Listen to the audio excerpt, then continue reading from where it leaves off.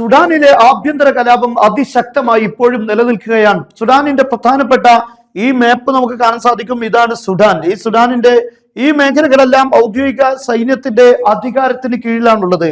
എന്നാൽ ഈ രണ്ട് സ്റ്റേറ്റുകളാണ് യഥാർത്ഥത്തിൽ ഇപ്പോൾ സൈന്യത്തിന് അല്ലെങ്കിൽ സുഡാന് നഷ്ടമായിരിക്കുന്നത്. ഒന്നാമത്തേത് ദാർഫൂർ ആണ്.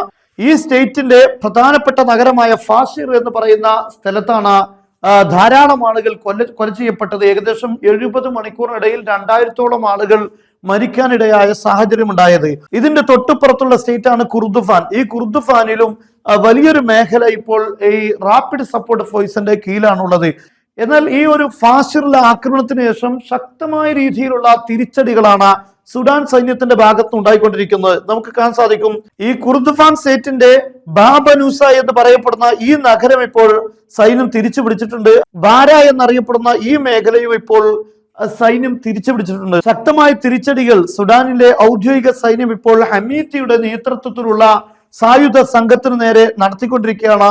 ഈ ബാബനൂസ എന്ന് പറയപ്പെടുന്ന ഈ നഗരം തിരിച്ചു പിടിക്കുന്നതിൽ ഏറ്റവും പ്രധാനപ്പെട്ട പങ്ക് വഹിച്ചിരിക്കുന്നത് തുർക്കിയുടെ ബൈറക്തർ TB2 എന്നറിയപ്പെടുന്ന ഡ്രോൺ ആണ് എന്നാണ്. ഈ ഡ്രോണുകൾക്ക് ടാങ്കുകളെയും അതുപോലെ തന്നെ കവചിത വാഹനങ്ങൾ, അതുപോലെ തന്നെ ഈ വിഭാഗങ്ങളൊക്കെ ഉപയോഗിക്കുന്ന വാഹനങ്ങൾ, ഇതിനെയൊക്കെ ലക്ഷ്യം വെച്ച് തകർക്കാൻ സാധിക്കും. ആ രീതിയിലുള്ള ഒരു നീക്കത്തിലൂടെയാണ് ഇത് തിരിച്ചു പിടിച്ചത് എന്നാണ് ഇപ്പോൾ സൈന്യം പറയുന്നത്. മാത്രമല്ല, ഈ ഫാഷിറിലെ പ്രശ്നങ്ങൾക്ക് ശേഷമാണ് അന്താരാഷ്ട്ര ലോകം ഈ വിഷയത്തിൽ ശക്തമായി ഇടപെട്ടത്.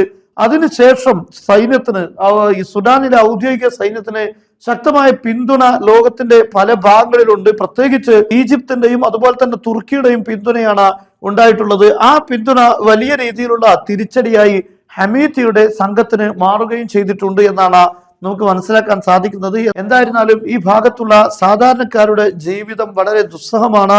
ഇന്നും സാധാരണക്കാരായ 10-15ഓളം സിവിലിയന്മാർ മരണപ്പെട്ടു എന്ന വാർത്തയും ഇതോടൊപ്പം നമുക്ക് വായിക്കാൻ സാധിക്കുന്നു.